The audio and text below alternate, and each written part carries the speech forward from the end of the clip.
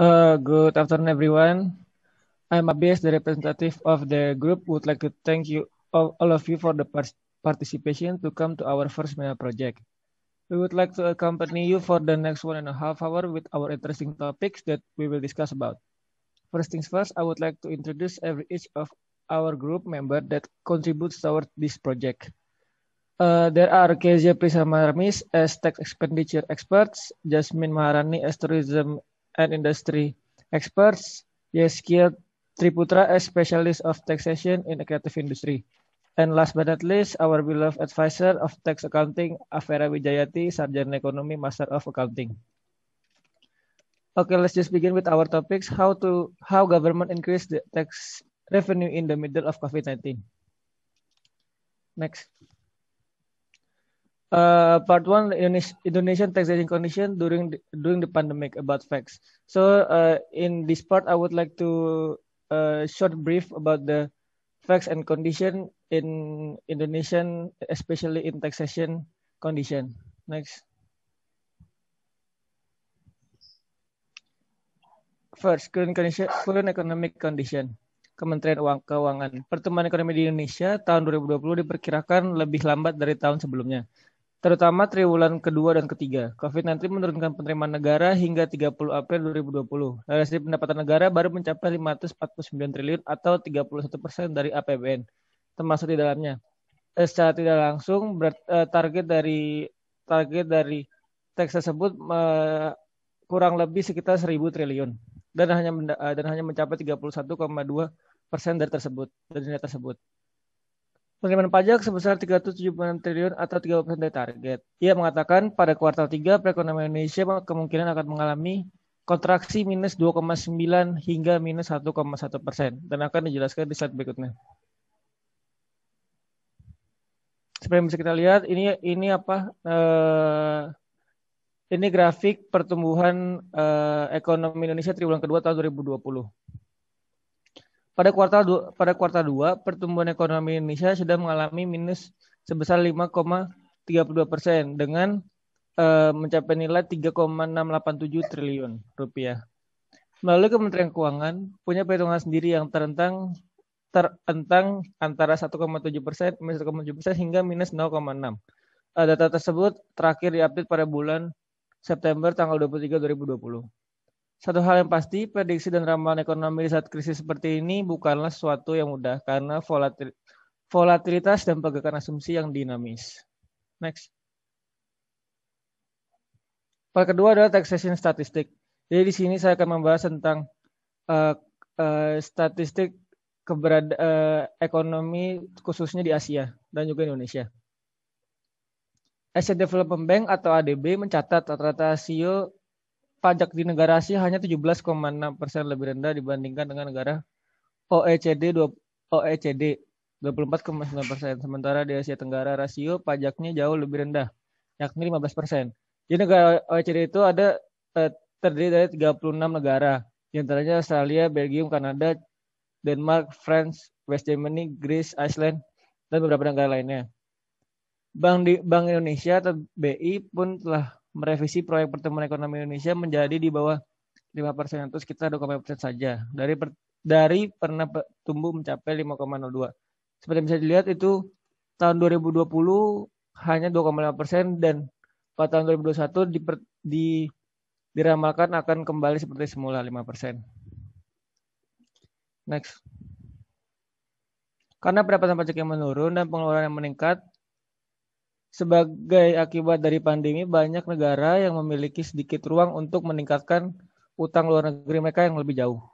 Data Ditjen Pajak mengkonfirmasi meski pandemi baru mulai pada Maret 2020, namun sampai dengan akhir triwulan 2020, penerimaan pajak hanya sebesar 241,61 triliun. Jadi dengan penurunan penerimaan pajak ini, negara tidak dapat memiliki pinjaman atau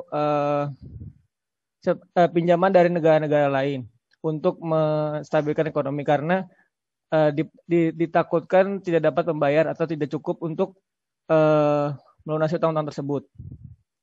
Oleh karena itu, Asakawa menyarankan negara-negara di Asia Tenggara termasuk Indonesia untuk terus melakukan perluasan bisnis pajak, basis pajak, dan meningkatkan kepatuhan pajak.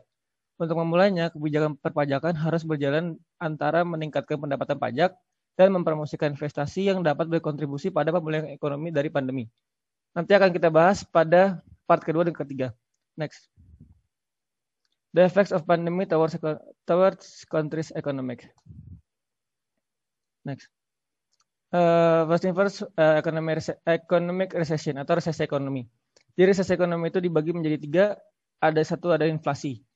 Inflation aims to measure the overall impact price changes for all diversified set of product and service, and allows for a single value representation of increase in the price level of goods and service in the economy over period of time. Jadi inflasi ini menggambarkan penurunan value pada suatu mata uang yang menyebabkan kenaikan harga di negara tersebut dalam segala aspek. This loss of purchasing power impact the general cost of living for the common public, which ultimately leads to a deceleration in economic growth.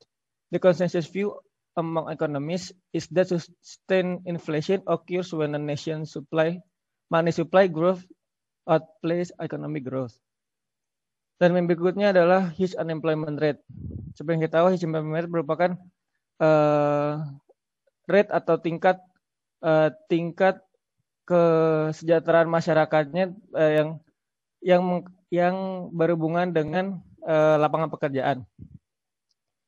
Jadi huge unemployment ini dapat didefinisikan sebagai besarnya sebuah layoff atau pengurangan tenaga kerja pada suatu perusahaan. And the next one is economic downturn. The economic downturn, I separate this variable into three: GDP, PPP, and counter fluctuation of national interest rate. GDP is the calculation of a country GDP and compares all private and public consumption, government outlays, investment, and addition to private inventories. The GDP of a country tends to increase when the total value of goods and services that domestic producers sell to foreign countries exceed to the value of foreign goods and services that domestic consumers buy. When this situation occurs, a country is said to have a trade surplus. If the opposite situation occurs, if the amount that domestic consumers spend on foreign products is greater than the total sum of the domestic producer are able to sell foreign consumer, it is called trade deficit. In this situation, the GDP of country tends to decrease. Yang berikutnya adalah PPP atau purchasing power parity. Purchasing power parity is a popular metric used by macroeconomic analysts that compares different countries' currency through a basket of goods approach. PPP allows the economists to compare economic productivity and standard of living between countries. Some countries adjust their gross domestic product or GDP figures to reflect PPP. Next one is uncontrolled fluctuation of national interest rate. Ini berhubungan dengan inflasi atau terlalu banyaknya uang di pasar. Next. Suggested action. Indonesian citizen point of view. The first one is increase emergency funding. Most experts believe that we should have enough money in our emergency fund to cover at least 3 to 6 months worth of living expense, which consists of housing, food, healthcare, utilities, transportation, personal expense, and other tuition. Next one is cut the amount of credit card usage. Pada poin ini saya akan menjelaskan tentang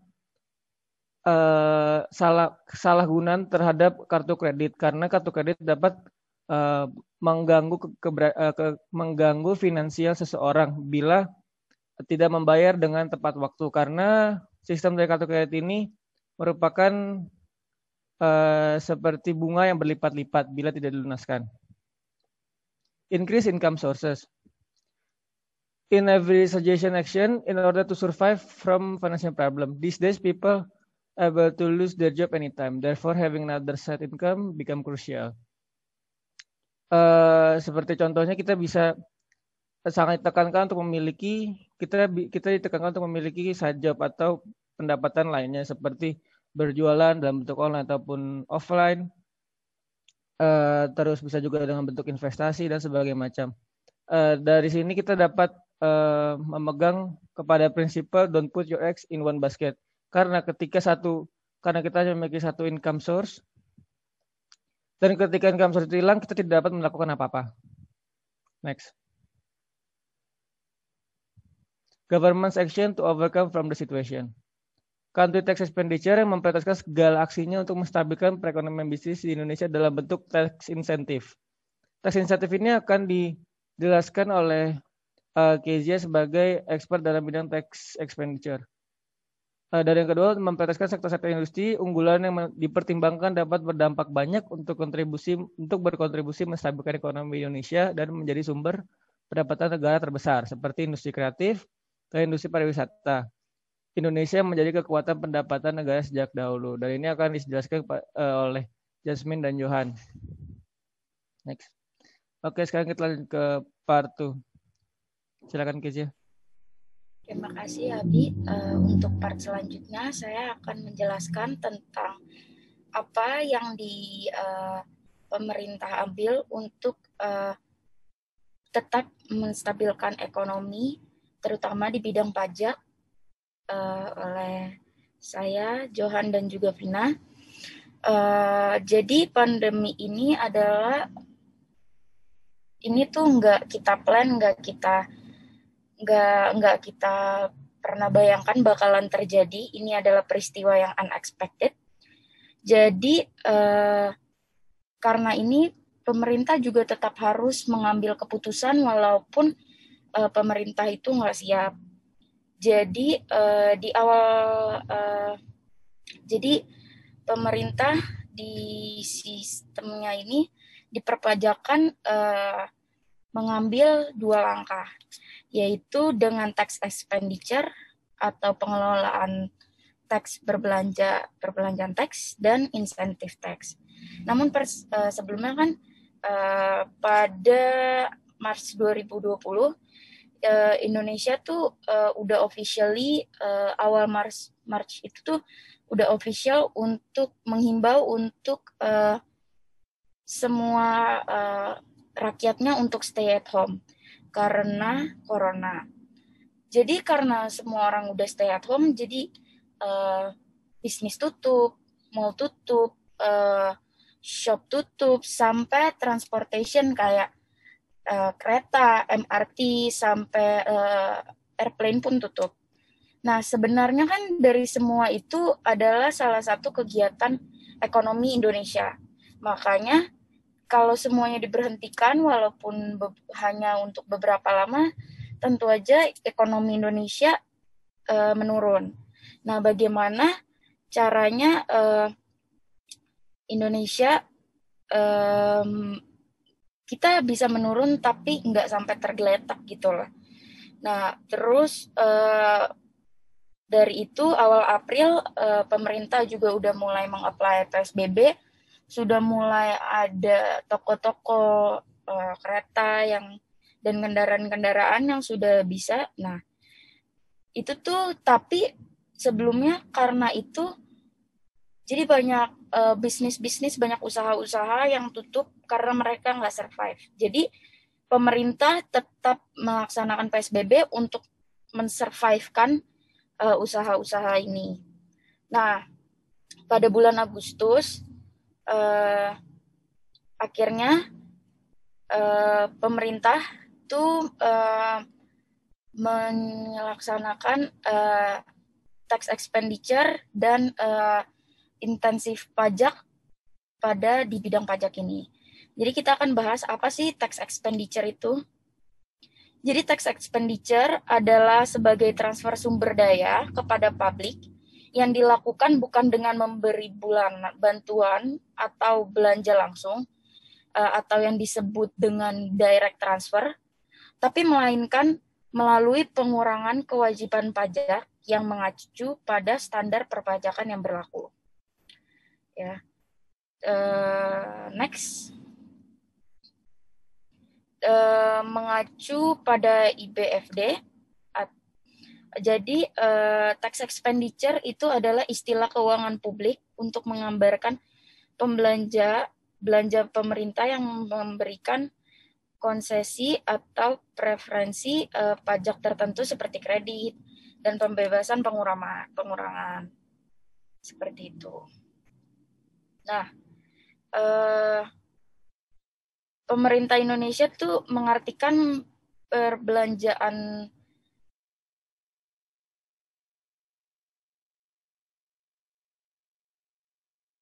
berkurang akibat adanya ketentuan khusus yang berbeda secara umum.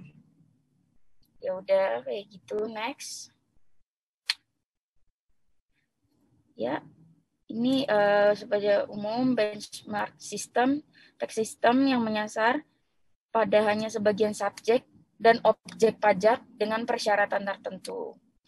Adapun benchmark mengacu pada struktur tarif pajak, standar perhitungan, pengurangan atas pembayaran yang sifatnya wajib, ketentuan untuk memfasilitasi administrasi pajak, serta mewajibkan untuk patuh terhadap konsensus fiskal. Next. Nah, sama nggak sih tax expenditure itu di semua negara? Ternyata tax expenditure itu tuh syaratnya itu berbeda-beda di setiap negara. Belum tentu hal-hal yang ke-apply di negara Indonesia ini bisa ke-apply di negara lain. Seperti itu. Next.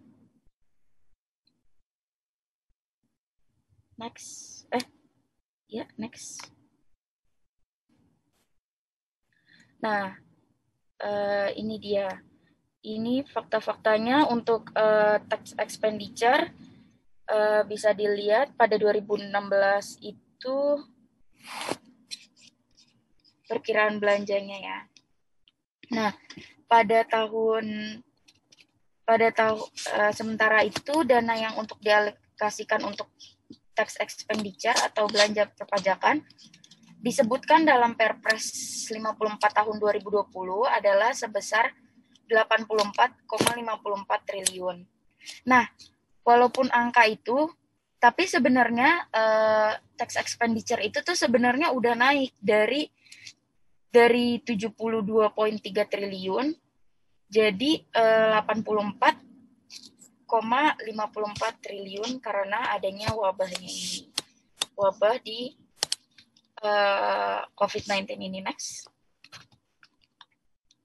Nah, selain tax expenditure, ada juga insentif pajak. Apa sih insentif pajak? Pasti kalian semua udah pada tahu sih. Jadi insentif pajak adalah aspek atau kode pajak suatu negara yang dirancang untuk memberi insentif atau mendorong aktivitas ekonomi tertentu dengan mengurangi pembayaran pajak untuk perusahaan negara tersebut. Insentif pajak dapat berdampak positif dan negatif pada perekonomian. Jadi basically insentif pajak itu tuh pengurangan pajak untuk masyarakatnya, untuk mendorong ekonomi, untuk mendorong negara tersebut. Tapi insentif pajak bisa mendapatkan dua dampak, bisa memberikan dampak positif dan juga negatif. Positif ya uang-uangnya kekumpul karena insentifnya, negatifnya bisa jadi karena sudah dikurangi pajaknya, jadi berkurang pendapatan negara. Next. Nah, ini insentif pajak selama COVID-19 sini.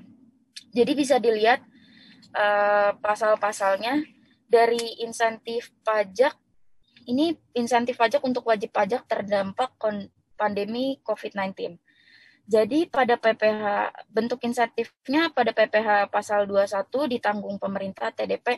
Jadi ini awalnya PMK 23/PMK 3 tahun 2020, ini adalah PMK yang awal-awalnya dibuat, lalu diperbaharui lagi ke PMK 44/PMK 3 2020. Jadi untuk pasal PPh pasal 21 yang ditanggung oleh pemerintah, pada awalnya di PMK 23 itu tuh hanya masuk sektor manufaktur tertentu di 440 klaster lapangan usaha. Dan wajib pajak WPK-ITE itu wajib pajak ekspor-impor. Nah, di PMK 44 ini diperbesar lagi menjadi 1062 klaster lapangan usaha, terus ditambah dengan WPK ITE, dan juga WP kawasan berikat. Nah, kawasan berikat itu tuh, kawasan berikat adalah kawasan untuk mengumpulkan barang-barang yang diekspor dan untuk diimpor. Next-nya ada PPH Final UMKM. Untuk PMK 23 belum diberikan insentif nih untuk UMKM. Tapi next-nya diberikan wajib pajak bruto tertentu, terus pembebasan PPH pasal 22 impor, ini yang PMK 23 itu yang P4, dan PMK yang 44 itu yang after. Jadi sebelumnya sektornya awalnya yang pembebasan pasal 22 impor itu hanya 102 klaster lapangan usaha menjadi 430 lapangan usaha di plus kawasan berikat. Pembebasan angsuran ya ini mungkin itunya ya. Next. Nah, ada perubahan lagi yang terjadi jadi ke PMK nomor 86 PMK 2020 tentang insentif pajak juga. Jadi yang tadi dari yang 1062 berubah menjadi 1189 klaster lapangan usaha. Terus habis itu pembebasan pasal impor itu berubah lagi dari 431 klaster lapangan usaha menjadi 721. Terus habis itu yang terus ada juga insentif pengurangan PPH pasal 25 itu wajib pajaknya sebesar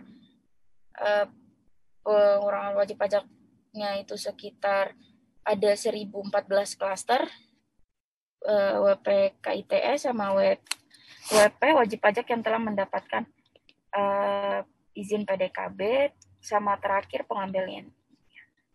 Nah, untuk wajib pajak insentif ini tuh dari yang PMK 23 sampai 44 sampai yang terakhir 86 ini tuh pemerintah perluasan waktu hingga Desember 2020. Jadi ini tuh merupakan suatu hal yang sangat baik untuk bisnis-bisnis yang ada untuk membayar itu. Jadi stimulus untuk negara juga. Next.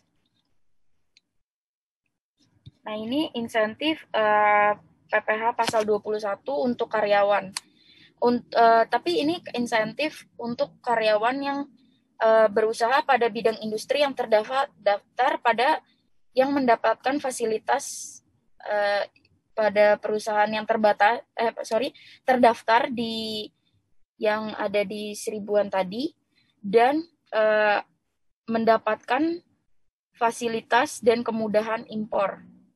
Nah, untuk insentif pajak UMKM, pelaku UMKM mendapatkan final tarif 0,5%. Jadi kesimpulannya dari insentif pajak itu, pajak UMKM tidak perlu lagi melakukan setoran pajak.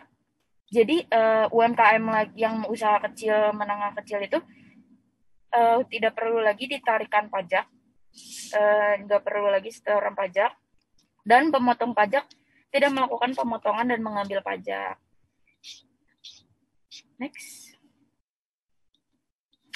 Untuk insentif angsuran PPH ini, wajib pajak yang bergerak di salah satu dari 1013 bidang industri tertentu, perusahaan KITE, dan perusahaan kawasan berikat mendapati pengurangan angsuran PPH pasal 25 sebesar 30% dari angsuran yang seharusnya terutang.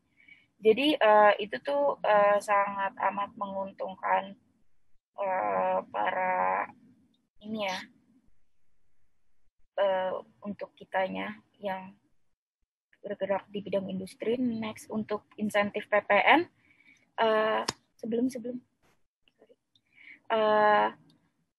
wajib pajak yang bergerak di salah satu 716 bidang tadi tersebut itu ditetapkan PKP berisiko mendapatkan restitusi percepat hingga bayar paling 5 miliar itu ya pokoknya udah dapat potongan lah ya. Next. Nah, ini insentif pajak di lain-lain juga ada super deduction di R&D nih, saya baca cepet aja karena waktunya. Ada super deduction juga untuk pelatihan vokasional dan investment allowance di padat karya. Next. Nah, ini tuh contoh-contoh insentif pajak di negara lain yang berlaku selama COVID-19 ini.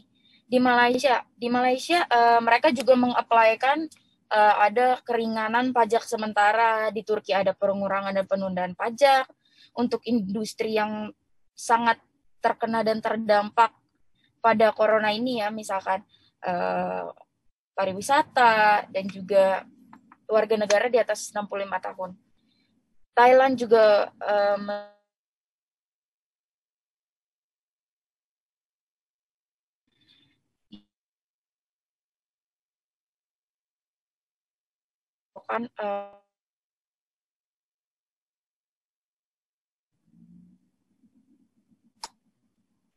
next.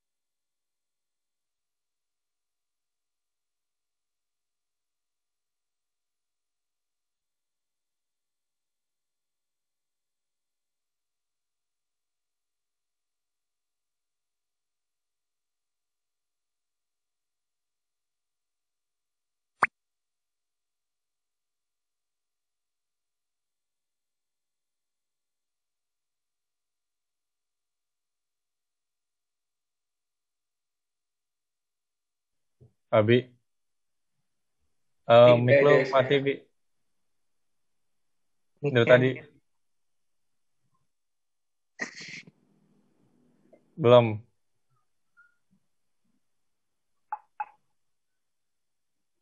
Belum, Bi. Halo, tes. Halo.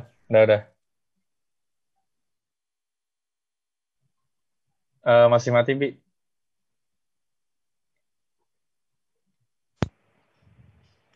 Tes. Ya. Tes. Udah ya? Oke. Halo, Miss. Di Switzerland. Maaf, Miss, kepotong, Miss. Saya ke disconnect. Oke, Kes dari Switzerland, Kes. Oke. Ini mau dilanjutin lagi? Ya, lanjut aja. Lanjutin lagi ya. Oke. Next aja, Bi.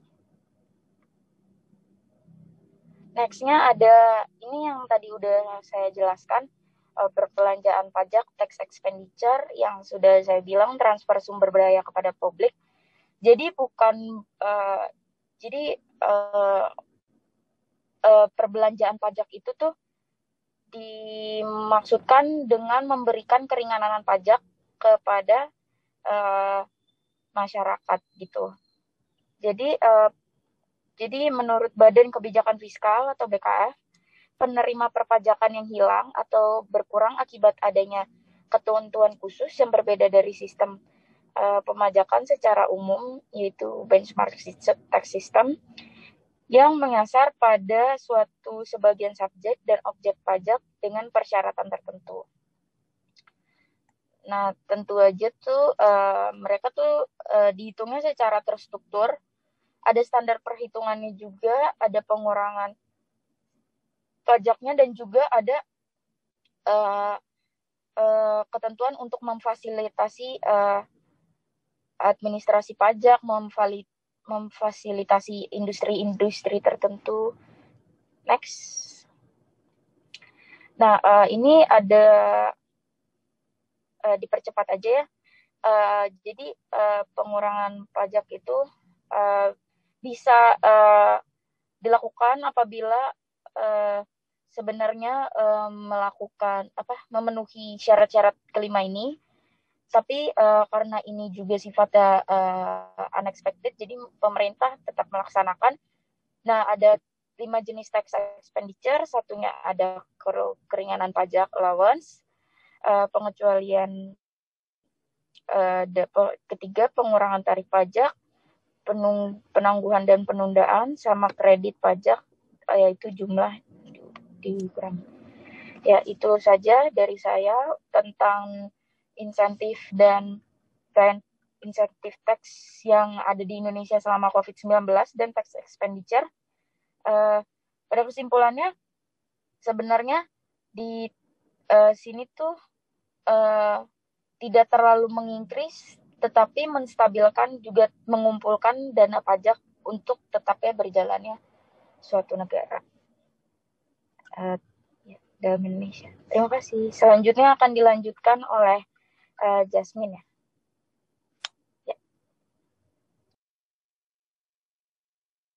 Jasmine masih ke mute. So for the part 3, I would like to explain tax in tourism industry. So what is the correlation between the tourism industry and tax? Jadi sektor pariwisata merupakan salah satu sektor strategis yang berperan penting dalam pengembangan perekonomian nasional maupun daerah. Pemerintah saat ini melakukan berbagai upaya dalam mengembangkan sektor pariwisata karena sektor pariwisata memiliki kontribusi dalam penerimaan pendapatan pajak dan penyerapan tenaga kerja. Dalam perekonomian suatu negara, bila dikembangkan secara berencana dan terpadu, peran serta pendapatan dari sektor pariwisata akan melebihi sektor minyak bumi dan gas alam serta industri lainnya. Pendapatan sektor pariwisata bersumber dari pajak dan distribusi, yakni pajak hotel dan restoran, pajak hiburan, dan distribusi objek wisata berupa karcis masuk ke objek wisata. Penerimaan sektor pariwisata inilah yang nantinya menjadi salah satu pendapatan daerah atau negara. Dikarenakan adanya penyebaran virus COVID-19, sektor pariwisata mengalami dampak yang menyebabkan industri pariwisata mengalami kerugian hingga $500 juta per bulan selama pandemi berlangsung. Karena minimnya kedatangan turis, hal itu menyebabkan imbas pada operasional tempat-tempat wisata di tanah air, dan hal ini menyebabkan beberapa destinasi wisata menghentikan operasionalnya sementara waktu, dan beberapa hotel atau tempat penginapan akhirnya memutuskan untuk menutup layanan dan merumahkan para pegawainya. Dikarenakan adanya pandemi dan menurunnya pendapatan sektor pariwisata, pemerintah akhirnya berusaha mengurangi beban pelaku bisnis di industri pariwisata dengan memberikan insentif pajak. Pemerintah menggelontorkan dana subsidi sebesar 3,3 triliun rupiah yang diberikan kepada pemerintah daerah atau Pemda untuk membebaskan pajak hotel dan restoran yang berada di daerah wisata. Selain pajak restoran dan hotel, pemerintah juga memutuskan untuk memasukkan perusahaan yang bergerak di industri pariwisata ke dalam daftar industri yang berhak mendapatkan insentif subsidi pajak penghasilan atau PPh 21, pembebasan pajak import atau PPh 22, dan pajak angsuran atau PPh 25 sebesar 30%. Dan untuk memulihkan kondisi ekonomi sektor pariwisata selama pandemi, pemerintah memutuskan untuk kembali membuka destinasi wisata untuk wisatawan lokal dengan menerapkan SOP yang sudah ditentukan, seperti pembatasan pengunjung, dan untuk transportasi hanya bisa mengangkut 50% dari jumlah kapasitas yang seharusnya. Dan menurut Ditjen Pajak atau DJP, penerimaan pajak dari sektor pariwisata terkontraksi cukup dalam akibat pandemi COVID-19. Kepala Subdirektorat Dampak Kebijakan Direktorat Potensi, Kepatuhan, dan Penerimaan Pajak DJP, Eureka Putra mengatakan penerimaan sektor pariwisata sangat tertekan dengan adanya pandemi COVID-19 hingga Agustus 2020. Realisasi penerimaan pajak hanya 7,6 triliun atau terkontraksi sebesar 27%. Beliau menyatakan penerimaan pajak mulai turun pada Februari 2020 dengan seluruh sektor usaha pariwisata mengalami penurunan sektor pajak di atas 25%. Ketua Umum Asosiasi Pengusaha Indonesia, APindo, Haryadi Sukamdhani menyatakan ada sekitar 6 miliar US dollar potensi devisa sektor pariwisata melayang lantaran pandemi saat ini. Dari data Pusat Statistik BPS per Mei 2020, Haryadi menjelaskan bahwa penerbangan domestik menurun sampai 98,34% dibanding tahun lalu atau year on year. Dan kondisi anjlok yang sangat dalam terjadi pada penerbangan internasional yang menurun sebesar 99,18% dan hotel berbintang menurun hingga 14,45%. Haryadi juga menyatakan potensi hilangnya pajak dan restribusi daerah juga tak kalah besar, terlebih dari sektor hotel dan restoran, yang menjelaskan potensi pajak dan restribusi daerah dari sektor hotel dan restoran turun lebih dari 80% dibanding tahun lalu. Menurut data Haryadi, lebih dari 20.000 hotel dan 8.000 restoran tutup karena pandemi ini, dan potensi hilangnya pendapatan bagi sektor hotel sebesar 40 triliun dan restoran sebesar 45 triliun, serta kerugian maskapai penerbangan sebesar 812 juta dolar. Berikut adalah grafik perkembangan jumlah kunjungan wisatawan mancanegara dari 2018 hingga 2020.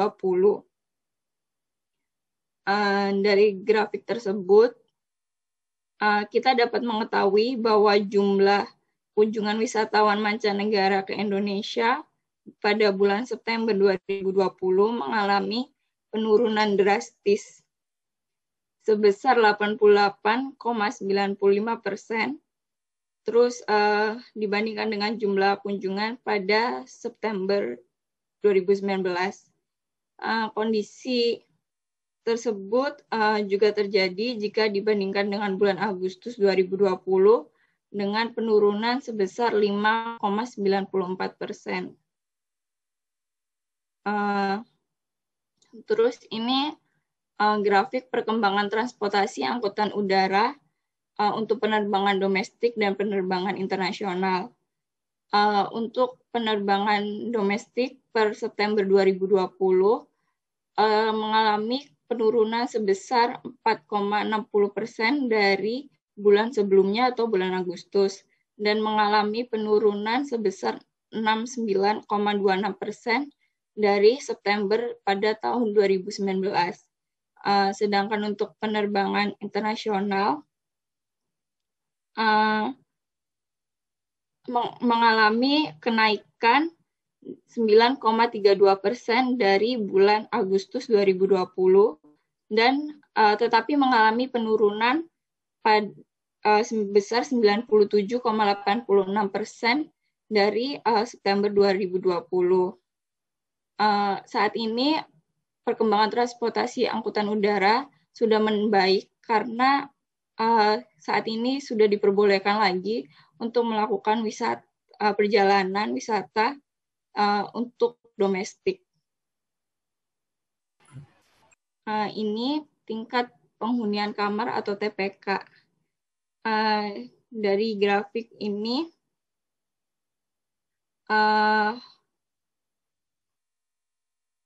tingkat penghunian kamar TPK hotel klasifikasi bintang di Indonesia pada September 2020 mencapai rata-rata 32,12% atau turun 21,40 dibanding dengan TPK bulan yang sama tahun 2019 yang tercatat sebesar 53,52% jika dibanding dengan TPK Agustus 2020. TPK bulan ini mengalami penurunan sebesar 0,81%. Contoh kasusnya adalah pendapatan pajak asli daerah atau PAD dari sektor pariwisata di Kota Semarang, seperti pajak hotel dan restoran, serta tempat hiburan menyumbang signifikan dari keseluruhan total perolehan pajak daerah di tahun 2019. Perolehan PAD di Kota Semarang mencapai sekitar 200 miliar. Tetapi pada saat ini, dikarenakan ada pandemi, perolehan dari sektor pariwisata mengalami penurunan. Dari data informasi pendapatan pajak daerah terkini dari Bapenda melalui website semarangkota.go.id hingga per 26 November 2020, tercatat perolehan pajak hotel hanya sebesar 54 miliar, pajak restoran sebesar 106 miliar, dan pajak hiburan sebesar 11 miliar. Yang bila ditotal, pendapatan pajak PAD di Kota Semarang hanya mencapai 1,4 triliun atau sejauh ini baru mencapai sebesar 92% dari target PAD, yang mana target PAD tahun 2020 sebesar 1,8 triliun. Menurut Kepala Dinas Kebudayaan dan Pariwisata Kota Semarang, Indria Sari, saat ini pendapatan sektor pariwisata di Kota Semarang sudah mengalami kenaikan dikarenakan sudah diizinkannya melakukan aktivitas kembali dan diizinkannya untuk melakukan wisata. Jadi kesimpulannya saat ini sektor pariwisata sudah kembali membaik dikarenakan sudah diperbolehkannya untuk melakukan aktivitas dan perjalanan wisata. Serta saat ini sudah mulai diperbolehkan untuk menggelar acara di hotel, misalnya meeting dan event, tapi dengan ketentuan harus mematuhi SOP kesehatan yang sudah diterapkan. Untuk selanjutnya dilanjutkan oleh Johan. Okay, thank you, Jasmine. At this time, I will discuss about how the state determines the tax in creative industry. Next slide.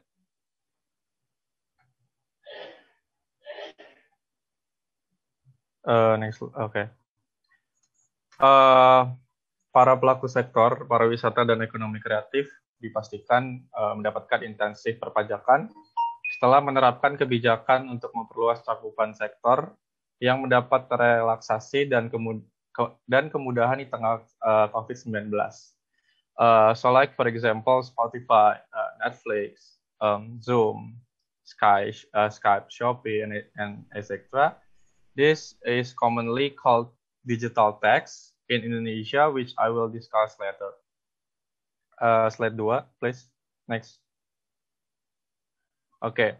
So, according to the Minister of Tourism and Creative Economy, which is Wisnu Utama Kusubandio, in his statement said that the government had issued the Minister of Finance Regulation PMK nomor 44 PMK 3 2020 sebagai perpanjangan dari PMK 23, yaitu tentang intensif pajak untuk wajib pajak terdampak pandemi coronavirus disease 2019 yang tadi sudah dibahas oleh Saudara Kezia. Lalu PMK ini mengatur pemberian intensif berupa subsidi PPh 21, pembebasan pasal PPh 22 PP, pasal 22 PPh impor dan pengurangan pasal 25 PPh sebesar 30%. Yang di mana PPh 21 merupakan jenis pajak yang dikenakan terhadap penghasilan berupa gaji, upah, honorarium, tunjangan, dan pembayaran lain yang diterima oleh pegawai. Bukan pegawai, mantan pegawai, penerima potongan, dan lain sebagainya. Lalu, di sini saya akan menjelaskan PPh 22 adalah bentuk pemotongan atau pemungutan pajak yang dilakukan satu pihak terhadap wajib pajak dan berkaitan dengan kegiatan perdagangan barang. Lalu, kata Wisnu Utama, pengurangan pasal 25 PPh sebesar 30%, yang di mana pasal PPh 25 adalah pajak yang dibayar secara angsuran. Tujuannya adalah untuk meringankan beban wajib pajak, mengingat pajak yang terutang harus dilunasi dalam waktu jangka tertentu. Lalu Pak Wisnu Utama juga menambahkan kebijakan perluasan cakupan sektor tersebut diterapkan untuk mencakup pariwisata dan ekonomi kreatif. Setelah sektor tersebut menyarankan pemerintah memperluas sektor yang mendapat intensif pajak. Oke, next slide. Oke. There is an expansion of the sector including tourism, which includes hotels, restaurants, travel agency, and other tourism business, as well as the creative economy, such as photography, advertising, film, dan lainnya. Lalu di sini Pak Wisnu Utama juga menjelaskan pemberian intensif ini sekaligus sebagai upaya untuk memitigasi dampak COVID-19 terhadap pariwisata dan ekonomi kreatif sebagai sektor yang paling terdampak oleh COVID-19. Di mana intensif ini juga sudah lama dinantikan oleh pelaku-pelaku industri. Oleh karena itu, it is hoped that the tourism sector and the creative economy can optimize the stimulus and relaxation policies provided so that the sustainability of the tourism sector and the creative economy continues to accelerate amid the pandemic. Lalu, sesuai arahan Presiden Joko Widodo, Kemenparekraf akan terus melakukan langkah-langkah untuk memitigasi dampak COVID-19 lainnya pada sektor pariwisata dan ekonomi kreatif. Sehingga saat pandemi ini berakhir, pariwisata dan ekonomi kreatif akan menjadi sektor pertama yang akan pulih sekaligus beradaptasi dengan situasi new normal pasca wabah COVID-19. Next slide. Oke, taxation statistik. Direktorat Jenderal Pajak atau biasa yang kita sebut DJP, Kementerian Keuangan, sudah menetapkan 36 perusahaan internasional berbasis digital sebagai wajib pungut atau biasa disingkat sebagai WAPU, pajak pertambahan nilai atau PPN, atas transaksi produk dan jasa digital dari luar negeri yang dikonsumsi masyarakat Indonesia. Total of 36 companies are divided into 4 waves, 4 gelombang, yang dimana tugasnya adalah sebagai pemungutan, pelapor, dan penyetoran PPN kepada otoritas pajak nasional. Oke, next slide. Oke, di sini ada video singkat. Nanti next saja langsung ke menit 7, itu ada itunya ya. Menit ke-7 dan 58.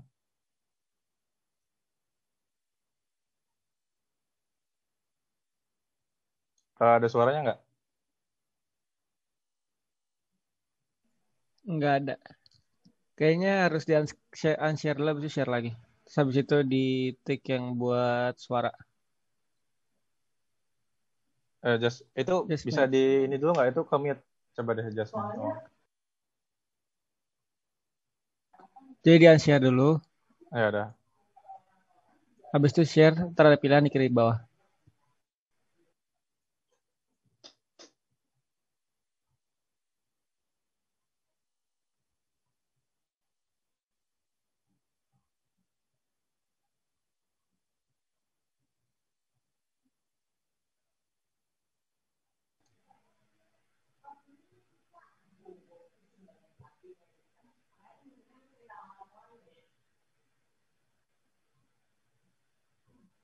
Masih nggak ada ya? Tadi di tick nggak kiri bawahnya Jasmine? Coba share sekali lagi. Di kiri bawah tulisannya share computer sound. Pas pencet share, habis itu di kiri bawah tuh ada kayak share computer sound, terus dipencet.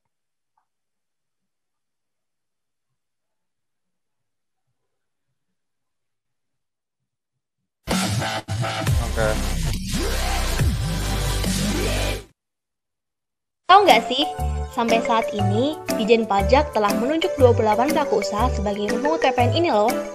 Di antaranya yaitu Facebook, Google, Netflix, Spotify, Twitter, Shopee, Zoom, Apple, TikTok, dan Walt Disney.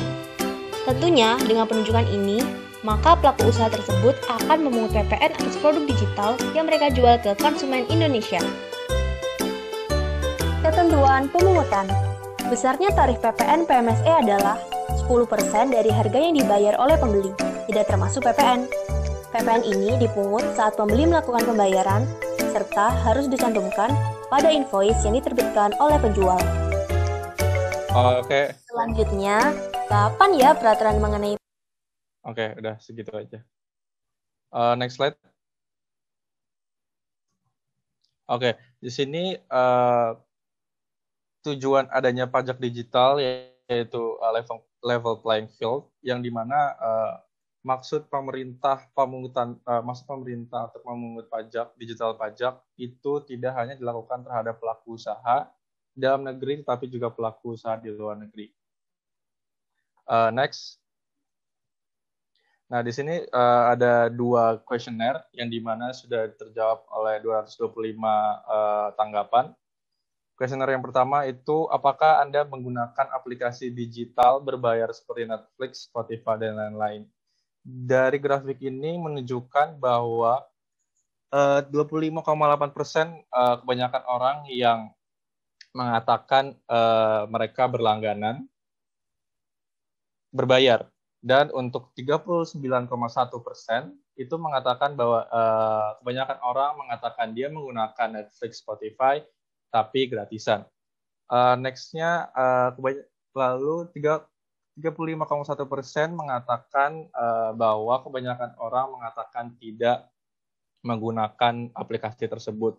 Yang dimana konklusinya adalah kebanyakan orang saat ini karena pandemi, yang dimana kita harus stay at home, kebanyakan orang memilih untuk menggunakan aplikasi digital berbayar, which is itu sudah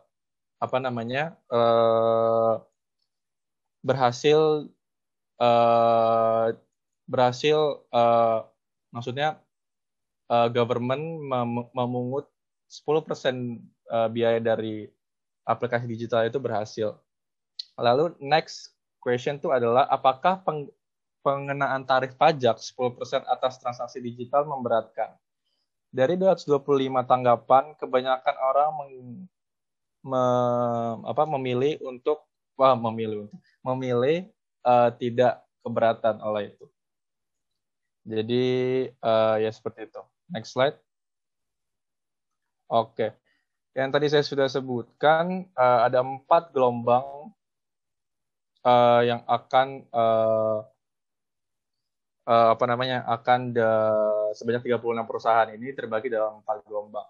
Jadi Direktorat Jenderal Pajak atau DJP Kementerian Keuangan sudah menetapkan 36 perusahaan internasional berbasis digital sebagai wajib pungut pajak pertambahan nilai atas transaksi produk dan jasa dari luar negeri yang dikonsumsi masyarakat Indonesia.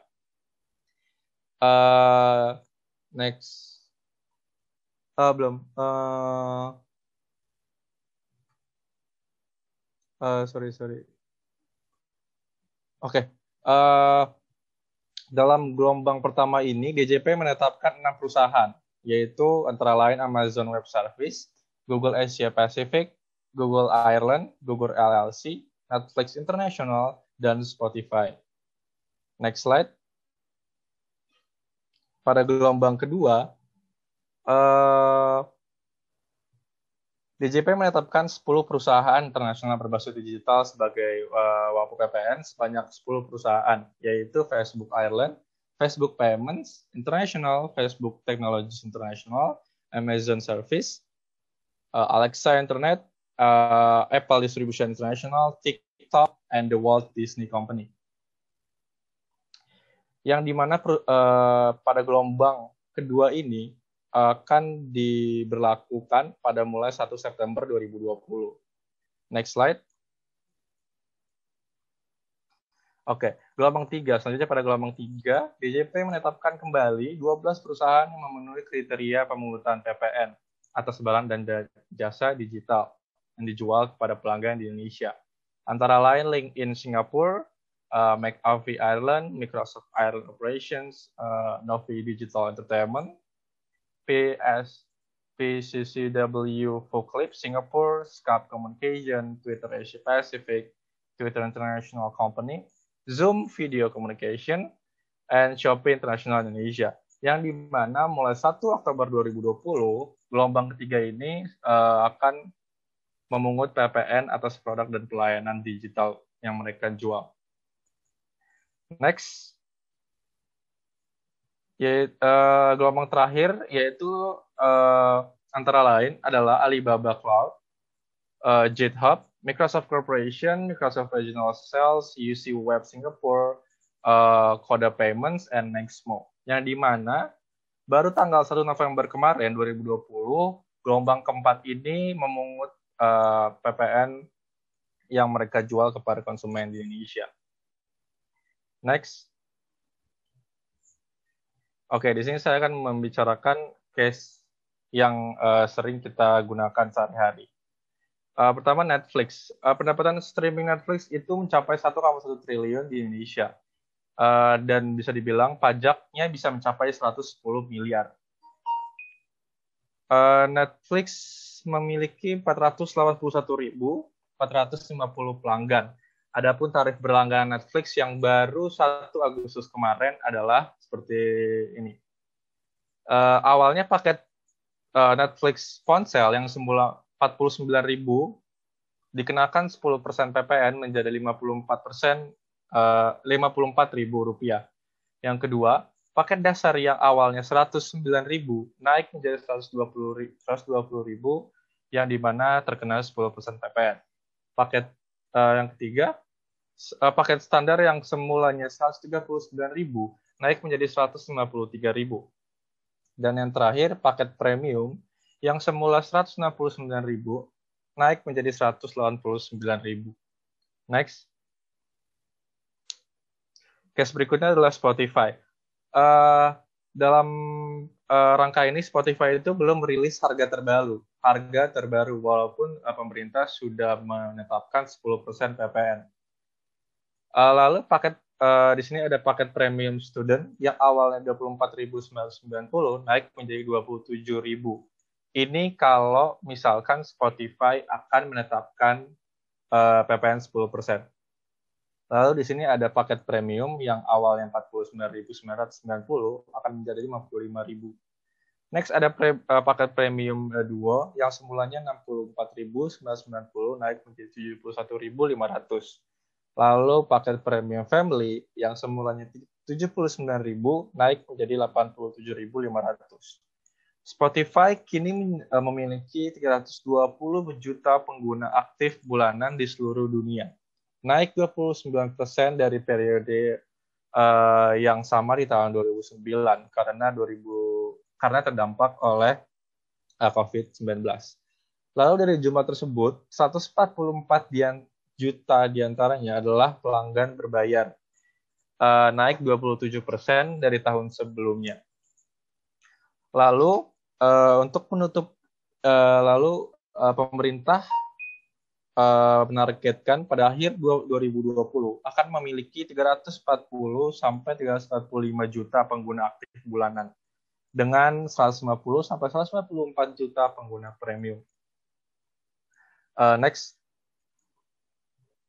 Case berikutnya adalah Zoom yang kita pakai sekarang. Biaya berlangganan Zoom per bulan adalah mulai $15 atau sekitar Rp255.000. Apabila dikenai pajak 10%, tagihan yang harus dibayarkan menjadi Rp244.000. Jadi singkat cerita bisa dibilang Iuli baru saja menambah biaya untuk aplikasi Zoom yang kita pakai ini sebesar 10%. Lalu, next-nya adalah penggunaan aplikasi Zoom meningkat hingga 183% sejak 6 Maret sampai 26 Maret 2020. Yang dimana kebanyakan universitas, bisnis itu kebanyakan menggunakan aplikasi Zoom. Dan adapun pada tanggal 26 Maret 2020, aplikasi Zoom mencatat sebanyak 257.853 pengguna, di mana pada minggu sebelumnya, 19 Maret 2020, aplikasi ini berada pada angka 30.000 orang. Bisa dilihat ya, ini baru seminggu aja dari 91.000 naik hingga 257.000. Yang dimana aplikasi ini sangat berguna untuk masyarakat Indonesia. Next. Oke, next TikTok.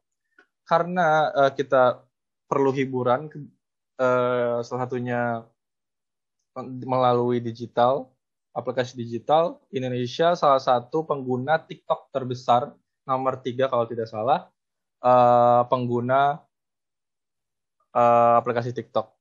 TikTok akan menarik pajak pertambahan PPN 10% dari tiap transaksi barang atau jasa konsumennya. Dengan total unduhan 8,5% pada Juli 2020. Indonesia memperkuat posisi sebagai negara pengguna TikTok terbesar keempat di dunia. Terdapat sekitar 30,7 juta pengguna TikTok di Indonesia. Next, yang terakhir, yaitu Shopee. Di Indonesia sendiri banyak pengguna Shopee yang dilihat jika dinaikkan pajak akan bermanfaat, akan menambah ekonomi di Indonesia sendiri. Dirjen Pajak menjadikan Shopee sebagai wajib pungut PPN senilai 10% yang baru berlaku mulai Oktober 2020. Shopee mencatat transaksi sebanyak 260 juta kali pada kuartal 2 2020 atau naiknya 130% dibanding dengan tahun sebelumnya. Perusahaan mencatat jumlah pendapatan sebesar $110,6 atau naik ke 187,7% dibanding dengan tahun lalu. Jadi yang kalian lihat banyak bisnis-bisnis kecil yang di tengah pandemik ini hingga sekarang itu bermunculan. Salah satunya mereka melalui Shopee. Dan next. Oke, saya kembalikan ke Abi. Terima kasih. Terima kasih atas presentasinya kawan-kawan dan juga para hadirin. Sekarang kita akan lanjut ke sesi di mana kita akan membuka forum ini untuk diskusi untuk para grup lain untuk sanggahan ataupun pendapat atas materi yang kami bawakan. Oke. Mungkin dimulai dari kelompok 2. 3 dulu. Oke, boleh 3. Silakan. Ya, saya mau tanya ke Johan soal bisnis pajak di bisnis digital. Pajak di bisnis digital ini kan bisnis digital ini kan lagi berkembang banget kan. Nah, menurut Johan sendiri adanya tax pajak ini buat kedepannya bakal menghambat perkembangannya apa enggak? Atau justru mendukung? Kalau menurut saya justru mendukung, karena tadi yang sudah saya tampilkan dari kuesioner itu kebanyakan orang mengatakan bahwa tidak keberatan oleh PPN 10% yang dikenakan oleh pemerintah terhadap digital, terhadap aplikasi-aplikasi yang aplikasi-aplikasi yang yang digunakan saat ini. Iya, mendukung. Bakal ini nggak sih, bakal menghambat investasi kalau dari luarnya? Ini kan dari yang saya lihat kan kuesionernya buat seputar yang di lokal kan, domestik. Yeah. Tapi misal perusahaan Alibaba atau apa, mungkin ada pendapat lain? Masih kurang nangkep pertanyaannya.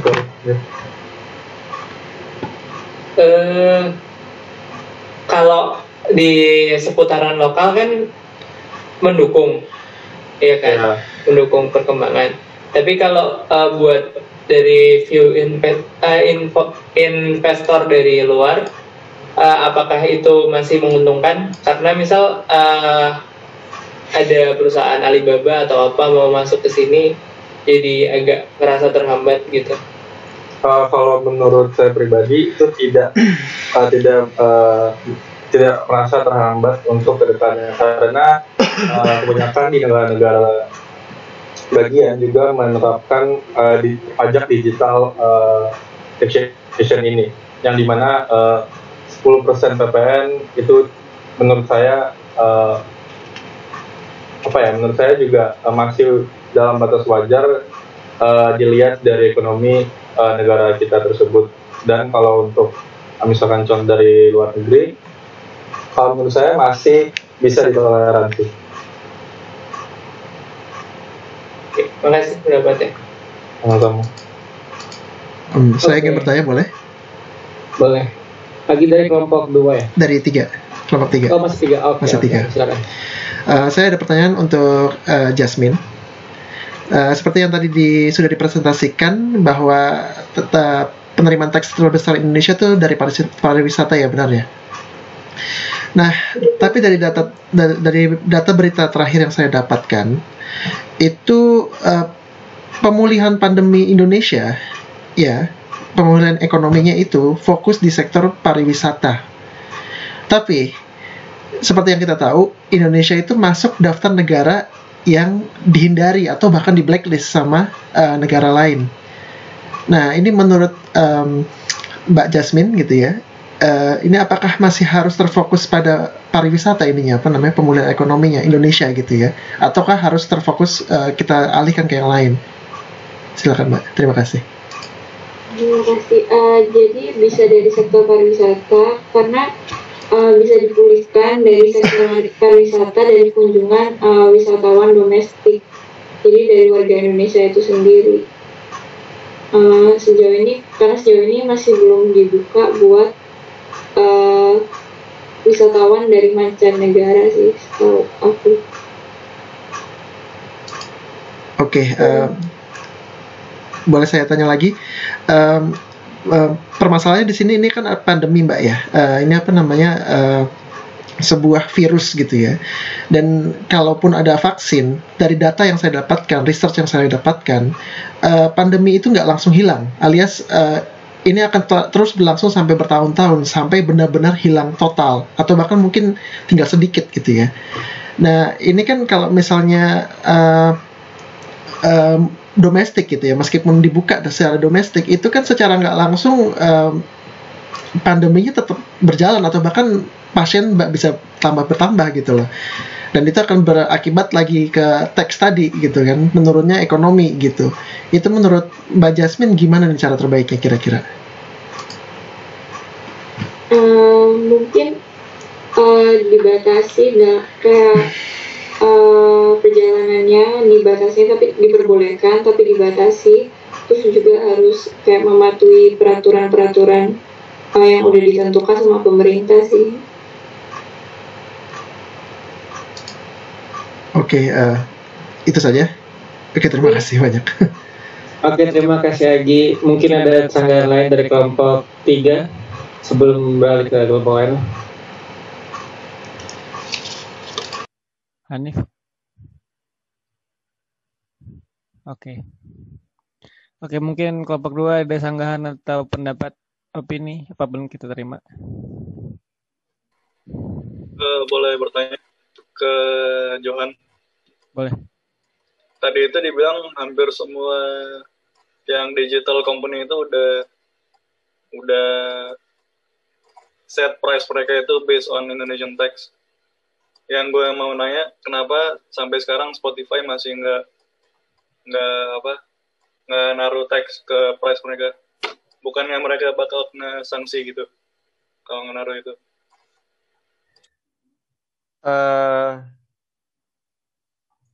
Jujur, saya sendiri masih belum mengetahui kenapa Spotify tidak menetapkan. Cuman yang saya ketahui, Spotify akan menetapkan secara berkala gitu loh, Fis. Jadi tidak dengan keluarnya peraturan PPN pungut pajak nasional ini dari pihak Spotify langsung mengupdate harga tersebut. Jadi kalau menurut saya pribadi itu secara berkala gitu.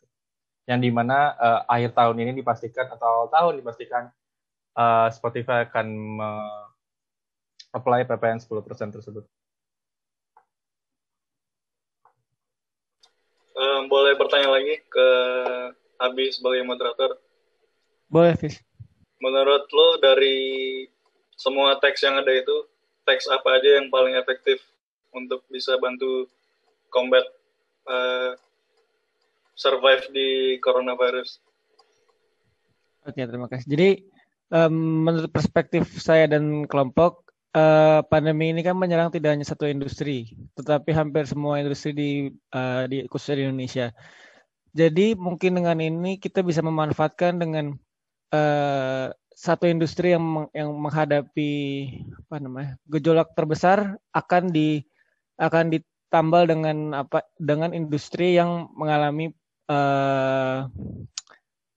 profit yang lebih besar dari tahun-tahun sebelumnya. Khususnya pada saat ini kan kita semua melakukan segala cara dengan online. Otomatis segala hal yang berhubungan dengan online ataupun entertainment akan meningkat dengan sendirinya karena kebutuhan manusia yang lebih akan entertainment dan online. Dan juga lebih dari itu, dengan adanya sektor industri yang tertolong ataupun mengalami peningkatan, itu bisa disuplai ke industri-industri untuk menutupi gejolak pada industri lainnya. Seperti kalau tadi dibilang sama Jasmine adalah penerbangan. Penerbangan mungkin sekarang baru sedang mengalami recovery. Saya bilang recovery.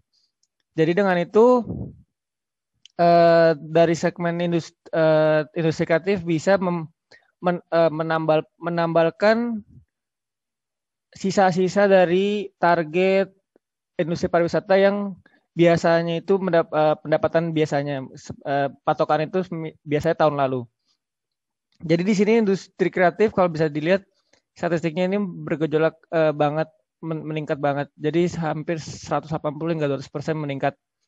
Dan itu secara tidak langsung itu meningkatkan atau menolong pendapatan negara. Jadi boleh saya bilang adalah makanya saya bilang di diskusi topik ini saya mengambil industri kreatif sebagai penolong dari industri-industri lainnya. Boleh bertanya lagi terakhir? Boleh. Di pandemik ini udah hampir kurang lebih setahun ya, hampir setahun. Dan pasti banyak industri yang udah dibantu sama government-nya untuk increase itu. Menurut kalian ada dampak besar nggak dari government-nya untuk increase growth di industri-industri apa gitu? Mungkin sales atau reduce unemployment rate? Oke, mungkin mulai dari saya. Jadi pada topik yang pertama kali itu kita ngomong kalau misalnya tax expenditure kita lebih memprioritaskan kepada usaha-usaha kecil dan juga usaha-usaha besar. Tujuannya itu bukan untuk menambahkan amount of tax that become our income, tapi lebih ke menstabilkan ekonomi seperti semula terlebih dahulu. Jadi objektif pertama Indonesia itu untuk menstabilkan ekonomi. Setelah dari ekonomi itu stabil, maka akan berdampak pada penambahan nilai income. Jadi secara tidak langsung dengan cara meelastisitaskan atau merenggangkan tax menggunakan pajak, menggunakan uang negara, itu dapat menghidupkan usaha-usaha di bidang-bidang industri yang terpuruk. Gitu kalau dari saya. Mungkin ada dari expert lain? Tidak. Jasmine atau Kezia? Enggak. Kezia? Enggak. Oke, terima kasih. Jadi itu aja, Fis. Oke, thank you buat jawabannya. Mungkin ada sanggahan atau apa yang lain?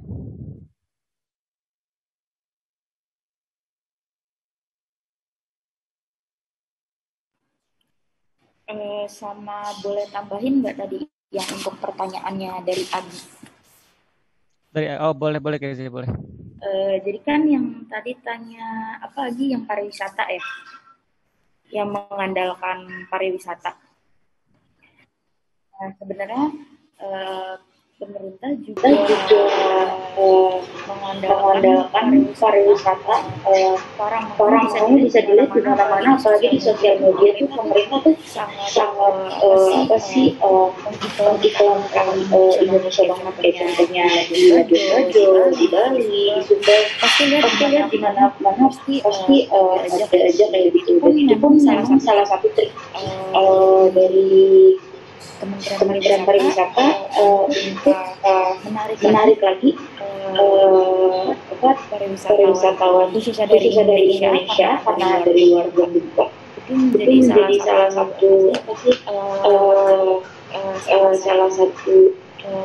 menarik pajaknya juga di situ, karena udah bisa yang kementerian awal itu udah bisa liburan di masa ini walaupun masa pandemi tapi masih bisa liburan dengan safety, masih jaga jarak. Jadi itu sih yang ditarik banget ya sama kementerian pariwisata. Jadi masih bisa diandalkan sebagai salah satu increase pendapatan dari tax, walaupun memang tidak bakalan setinggi atau sebagus yang bakalan kayak kita harapi biasanya tanpa ada corona gitu. Oke, terima kasih. Sejujurnya ini saya boleh ngomong? Boleh. Okay. Sejujurnya saya agak kurang setuju ya kalau misalnya terfokus sama pariwisata ya, karena setahu saya kan pariwisata itu bikin kerumunan orang ya. Dan ini kalau misalnya mau ekonominya beres gitu kan, ya COVID-19 harus benar-benar mitigasi sekali gitu kan, dan caranya itu ya tadi menghindarkan kerumunan orang. Sementara kalau misalnya pariwisata kebanyakan ya kerumunan orang, dan kenyataannya sampai saat ini gitu ya, pemerintah kita tuh memang sudah menginstruksikan, namun mungkin dari bawahnya masih belum mengerti gitu, karena ya petugas-petugasnya kadang masih buka masker lah segala macam, itu kan berbahaya seperti itu gitu kan. Nah, yang tadi kembali ke pertanyaan saya sebenarnya yang di awal, ini apakah masih harus benar-benar terfokus banget ke situ? Karena tadi ini satu bahaya ya. Kita kan nggak mau ngambil teks gitu kan dari sesuatu yang berbahaya gitu kan. Dan kedua tadi masih pertanyaan saya itu, kalaupun masih mau di luar negeri gitu kan, dari ngambil orang nggak domestik gitu ya, ngambil dari luar negeri gitu ya, orang-orang itu apakah benar-benar mau masuk ke Indonesia gitu? Karena ya selama ini tadi masih di blacklist gitu kan, dan mereka nggak mau pulang-pulang itu bawa penyakit gitu kan, seperti itu. Ya mungkin dari expert ini ada yang punya jawabannya gitu atau bagaimana, silakan. Boleh saya tambahkan? Pagi. Iya silakan. Jadi benar kalau dari kalau dari pandemi itu kita harus avoid keramaian. Jadi tapi kalau misalnya satu sisi kalau kita tidak menstabilkan atau melakukan proses recovery ini, mau sampai kapan pandemi akan berakhir? Karena kan seperti yang tadi Agi bilang, pandemi itu akan berakhir dalam 2 tahun. Pasti perlu 5-10 tahun untuk semua virus itu menghilang atau supaya bisa manusia itu beradaptasi. Jadi itu memerlukan waktu dan ada resiko yang harus dibayar. Jadi pada saat ini itu targetnya bukan untuk mengembangkan pendapatan pariwisata, tapi untuk menstabilkan dan mencapai proses recovery yang secepat mungkin. Karena satu sisi Indonesia juga negara kepulauan dan juga memang dari sejak dulu Indonesia terkenal karena alam dan pariwisatanya. Jadi itu merupakan income terbesar Indonesia sejak dulu kala. Gitu kalau menurut saya. Jadi target pada saat ini bukan untuk mengembangkan, tetapi untuk menstabilkan seperti dulu. Oke, masalahnya tadi kembali lagi, ini mungkin mohon maaf masih belum menjawab pertanyaan saya. Apakah masih harus terfokus sama pemulihan ekonomi kita tuh dalam pariwisata? Sementara kan tadi ada yang dari industri kreatif, dari itu segala macam yang mungkin bisa dijadikan fokus gitu kan, selain pariwisata seperti itu loh. Karena ya tadi kita tahu pariwisata ini kalau saat ini gitu ya, pandemi itu bahaya karena nanti bakalan jatuh lagi gitu, nggak berakhir ini virusnya begitu. Ya silakan. Oke. Terima kasih. Jadi sebenarnya gini, pasti selalu ada resiko yang harus dibayar. Kalau satu sisi bidang kreatif industri itu sebenarnya bukan fokus dari Indonesia. Dari dulu itu kan memang Indonesia itu negara maritim, jadi dia memfokuskan pada pariwisata, benar kan? Habis itu karena adanya pandemik, industri maritim ini mengalami keterpurukan yang parah banget ya, kalau misalnya tidak cuma Indonesia tapi juga di negara-negara lain. Kenapa saya bukan menekankan, tapi lebih pada saat ini pemerintah itu fokus untuk membalikan posisi pariwisata pada sebelumnya. Karena kalau misalnya kita step aside pariwisata ini dan fokus kepada negara, fokus pada industri lain, saat itu langsung industri ini akan mati dengan kurun waktu yang cukup lama.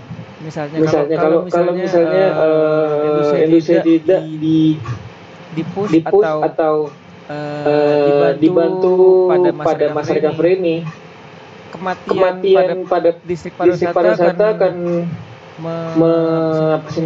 berdampak banyak pada Indonesia. Karena kan seperti kita tahu, ini kita mengomonginnya bukan cuma short term tapi long term.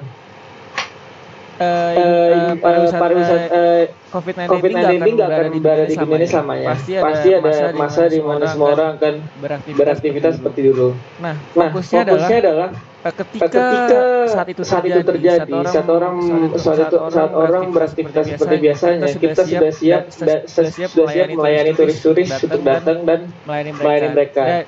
Yang itu akan berdampak pada penambahan income negara Indonesia gitu. Oke, baik. Ya, meskipun saya masih agak kurang setuju, cuma oke, bisa diterima. Terima kasih. Terima kasih. Tambahin nggak? Boleh. Silakan.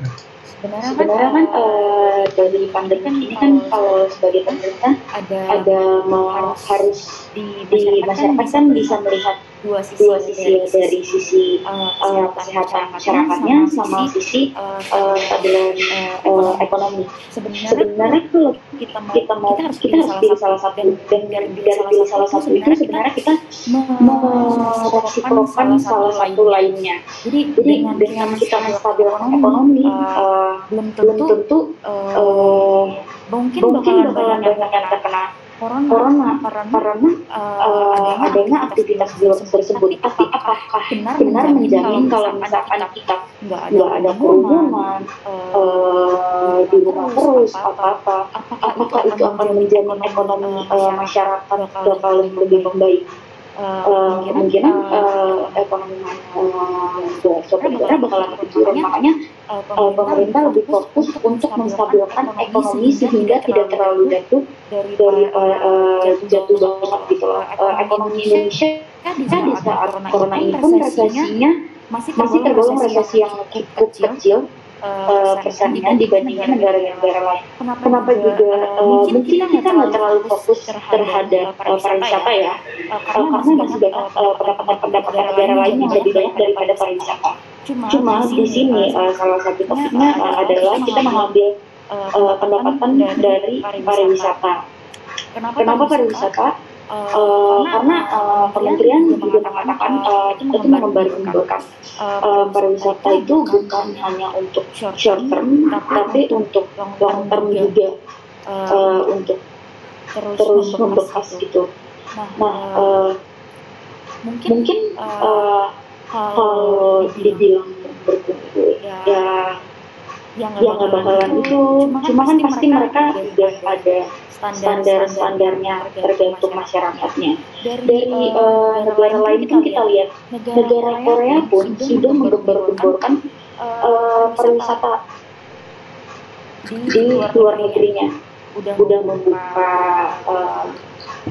Korean Airlines, terus habis itu pariwisata Korea juga udah dibuka, di Amerika juga walaupun pasisnya masih sangat besar.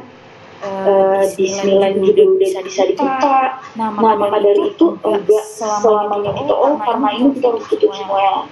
Karena sekarang pandangannya ada dua, mau kita tetap hidup ekonomi hidup atau ya hidup ekonomi mati gitu loh. Kan kalau hidup ekonomi mati kan juga kayaknya kalau dibanding dengan pemerintah, jadi harus itu kan kita menstabilkan ekonomi dulu sih. Boleh saya sanggah atau waktunya sudah habis? Boleh. Oke. Mungkin dari Johan dulu kan. Oke, monggo silakan. Gue tambahin lagi. Silakan. Oke. Dari lanjutan KZ tadi bilang kalau di Indonesia sendiri itu kalau membicarakan soal perubahan dan bagaimana ya di berbagai kota di berbagai kota yang tidak di perkotaan ya, di perkotaan sendiri aja pun itu orang-orangnya aja kalau dilihat dari realita itu orang-orangnya aja masih banyak yang keluar. Jadi statement yang tadi Agi berikan bahwa pariwisata dengan pemerintah memutuskan pariwisata untuk merecovery ekonomi di Indonesia, itu agak menurut saya agak saya tolak karena di Jakarta sendiri banyak Jakarta, di Bekasi dan di tempat-tempat lainnya, di kota-kota lainnya banyak sekali orang yang tidak mematuhi peraturan yang sudah diberikan. Itu saja karena orang mulai berontak. Berontak yang saya maksudnya dalam arti orang banyak yang consider asal financial mereka, oleh karena itu mereka keluar cari kerja dan beraktivitas seperti biasanya lagi. Lalu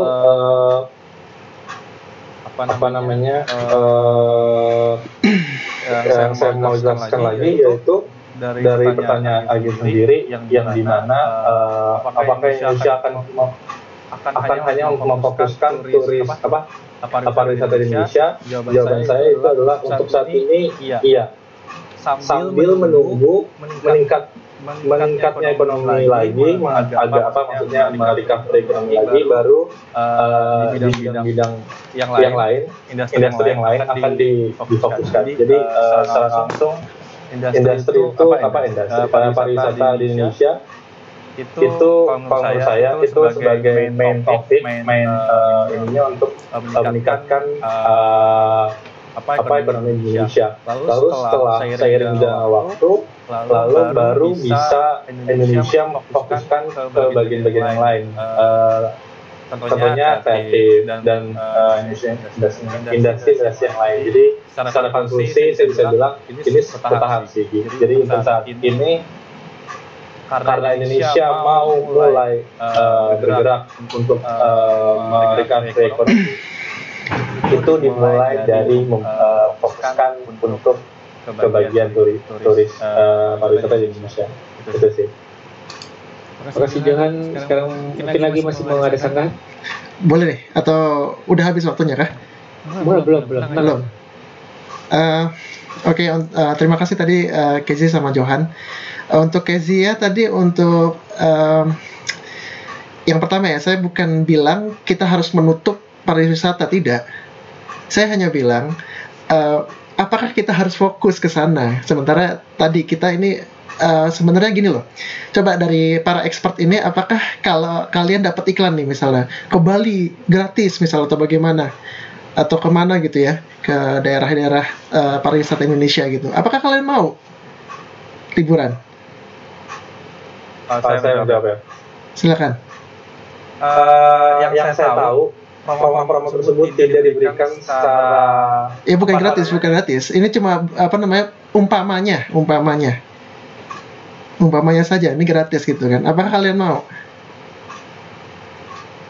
Lalu kalian jalan-jalan di sebelah sana, banyak orang,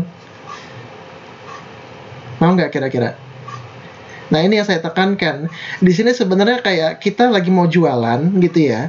Itu nggak, barangnya ada gitu kan, tapi pasarnya nggak ada. Nggak ada yang mau beli barang kita. Jadi apakah kita tetap harus fokus ke sana? Itu yang saya bilang gitu loh. Ini maksud saya gitu. Terus yang kedua untuk Kezia tadi yang Korea udah membuka segala macam gitu ya. Itu jangan dibanding sama Korea. Korea itu tesnya itu sudah banyak. Sementara kita tesnya itu baru berapa persen dari berapa juta orang di Indonesia. Di Korea mungkin udah tinggi banget, berapa puluh persen atau bahkan sampai hampir nggak tahu ya berapa persen gitu ya. Coba Indonesia lihat berapa? Nggak tahu berapa, paling ya di bawah 10% gitu kan. Mungkin ya, saya nggak tahu nih. Lihat aja coba cari research. Kalau saya sih tahunya begitu. Gitu. Jadi itu nggak bisa dibandingkan sama sama Korea gitu kan. Kayak gitu loh. Jadi tadi pertama ini ada barang, kita mau jual, tapi nggak ada pasarnya, nggak ada yang mau beli. Gitu. Jadi apakah kita harus terfokuskan ke sana atau tidak gitu kan? Apakah harusnya diganti dengan barang yang lain yang ada yang orang mau beli kayak tadi misalnya Spotify atau Netflix atau yang lain-lain lah. Jangan yang kreatif doang, yang lain pajaknya dapat dari mana gitu kan? Itu ya pendapat saya seperti itu gitu loh. Maksudnya pertanyaan saya seperti itu. Gimana, ngerti kan? Gitu loh. Ya udah itu, terima kasih. Sorry, sebelumnya mungkin ada sanggahan dari Hakim Spis, boleh ngomong. Boleh tanya industri yang belum lama itu apa kreatif masih bingung. Ini ke siapa? Ke gue. Industri kreatif. Oh itu maksudnya tadi yang dijelasin di itu presentasinya. Kayak aplikasi lah segala macam. Pokoknya yang bisa dijadiin pajak lah pokoknya. Gitu. Nggak cuma industri kreatif gitu loh. Boleh tambahin ke jawaban lu? Silakan. Yang pajak yang tadi itu Spotify, Netflix dan lain-lain itu foreign company yang kita dapatkan itu cuma 10% dari pajak itu. Betul, kenapa itu lebih harus difokusin kalau kita cuma dapat kecil-kecil gitu. Yang gue sarankan itu, gue setuju sama mereka tourism itu karena itu support domestic business itu. Di kita bahasa Inggris banyak juga yang orang Indo mungkin mau travel ke tempat-tempat wisata gitu yang mereka nggak pernah datangin gitu, support local business. Kayak gue bingung maksud lu yang kreatif gitu apa gitu, coba lu list kayak industri gini. Bukan aku nggak saya nggak ini industri kreatif banget ya. Ada industri lain lah pokoknya, ada pabrik lah segala macam, bisa dari situ gitu loh pendapatannya. Dan yang ini tuh yang pariwisata tadi kan saya udah tekankan kalau misalnya kita mau jual barang nih gitu kan, tapi nggak ada marketnya. Coba kalau Hafiz sendiri deh, kalau misalnya sekarang nih saat ini pandemi saat ini disuruh kemana gitu ya, ke Sulawesi atau kemana gitu ya, yang menarik misalnya. Tapi banyak orang yang juga yang ke sana. Kira-kira mau nggak? Kalau sekarang menurut gue enggak ya. Enggak kan?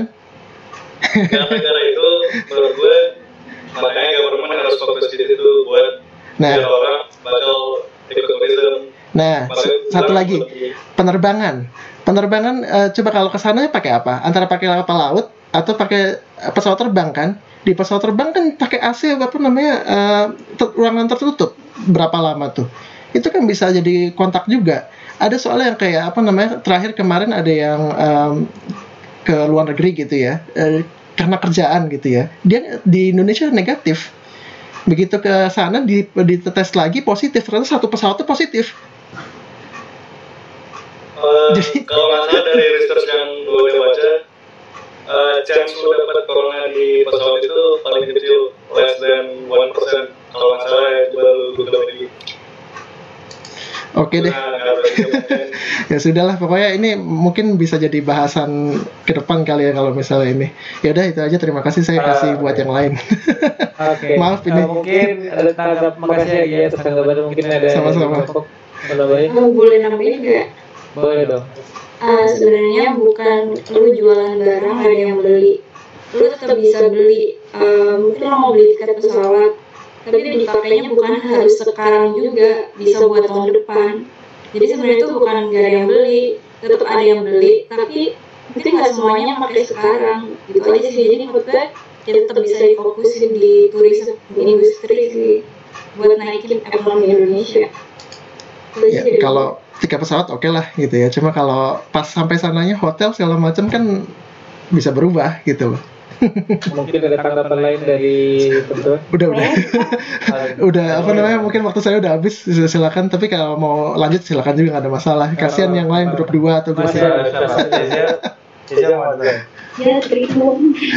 Jadi menurut gue benar katanya Hafiz, untuk long term juga, karena menggembar-gembar kan bukan berarti untuk sekarang nggak bisa apa-apa, enggak juga. Dan kebanyakan orang kebanyakan orang pun gimana ya, udah hotel juga pasti udah ada standar sendiri dari pemerintahnya. Dan menurut gue nggak menjamin sih lu di rumah stay at home lu nggak terkena corona, karena even ada temen gue pun dia benar-benar tidak pernah keluar sama sekali, dia tetap masih terkena corona ya. Dan itu dari mana masih belum tahu. Sebenarnya balik lagi sih gitu. Memang chance mungkin lebih tinggi kalau di luar. Cuma kalau misalkan kita takut kapan jalan itu sih ekonomi. Nah itu dia tadi, kembali lagi pertanyaannya Kezia tadi, pernyataannya Kezia. Ya, di rumah itu kan nggak chance untuk ininya coronanya rendah memang, cuma tetap bisa dapat kan. Nah pertanyaan saya juga tadi, kalau misalnya kerumunan segala macam itu kan chance makin tinggi, ya kan? Benar kan? Nah ini juga kembali lagi ke yang tadi short term sama long term. Coba kalau misalnya bayangkan semua orang, bahkan yang di rumah juga kena gitu kan. Secara long term apakah grafik kita bisa naik? Apakah grafik ekonomi kita, tax kita, penerimaan tax kita bisa naik? Tidak ada ekonomi yang bisa tinggi dari orang yang sakit. Orang yang sakit itu udah nggak. Ya coba deh kalian lagi sakit, emang maunya gimana? Pengennya sembuh kan? Nggak mau kerja gimana? Ini gimana? Ya kan? Gitu loh. Jadi ya tadi kembali lagi pertanyaan pertama, apakah harus masih difokuskan kepada pariwisata? Tidak bisakah diganti ke yang lain dulu fokusnya gitu kan? Ya oke, yang pariwisata bisa tapi jangan difokuskan banget ke situ. Gitu loh. Mungkin di industri lain gitu loh. Itu maksud saya gitu loh. Ya tapi terima kasih TKC ya tadi udah ini. Oke, terima kasih lagi. Mungkin jadi udah mungkin ada sanggahan lain dulu gitu dari kelompok lain sebelum kita ngomongin sebelum kita ngomong dari kelompoknya Hafiz atau kelompoknya Hanif. Paling gue menambahin sih. Oke, berarti kalau ada boleh lanjut. Nambahin aja ya, Regi nambahin aja dulu. Saya Johan. Oke, untuk tadi statement yang saya sangat amat terakhir itu yang kata kalau misalkan kita dikasih tiket gratis, apakah kita mau apa enggak? Di sini saya mau bilang di sini saya mau bilang ini bukan masalah tiket gratis banyak orang mau apa enggak ya. Ini tuh pemerintah itu sudah membuka kembali contoh ya. Saya ambil contoh di sini Labuan Bajo. Labuan Bajo itu sudah dibuka kembali untuk para orang-orang di Indonesia gitu ya. Dan tiketnya itu tidak diperjualkan secara umum dulu. Kenapa? Karena masih corona dan masih recovery. Melainkan tiket tersebut, pariwisata tersebut, turisme tersebut itu dijual kepada masuk ke dalam entertainment yang saya maksudnya dalam arti artis, selebgram, artis dan lain-lain, YouTuber. Dalam hal ini saya banyak melihat contohnya Raffi Ahmad dan lain-lain itu pergi ke Labuan Bajo, yang dimana tujuan mereka, tujuan propose Labuan Bajo sendiri, pemerintah itu bukan mau memfokuskan gitu ya, mau memfokuskan ke arah recovery, ke arah pariwisata di Indonesia. Oleh karena itu pemerintah itu tidak menjualkan secara gratis gitu. Jadi oleh karena itu kan, kalau misalkan kita ngomongin oke, ini sekarang yang iklanin itu para artis gitu kan, itu tuh jatuh lagi itu buat long term gitu loh, bukan untuk short term, bukan ya untuk increase awareness aja gitu. Kalau bisa loh kita ini dengan protokol yang sangat baik, dengan protokol kesehatan COVID-19, dengan protokol yang sudah diberikan pemerintah, kita masih bisa liburan, kita masih bisa menikmati keindahan alam Indonesia. Dan itu yang saya katakan lagi, itu bukan dalam jangka waktu terdekat, itu untuk membenarkan pemikiran orang untuk dalam jangka waktu long term, kayak gitu sih. Oke. Ini ada mau nambahin lagi atau gimana? Atau saya boleh ngomong lagi? Sorry, itu Misa Vera lagi mau ngantri ngomong. Boleh, silakan Misa Vera. Seru ya. Kezia, Johan, and Kezia, Johan, Jasmine. Jasmine. Menanggapi Agi, so you said that revenue-nya tuh later gitu kan. So for this pandemic, we need the money right now, I think. Yeah. Maybe can we build a new business? Ya kan?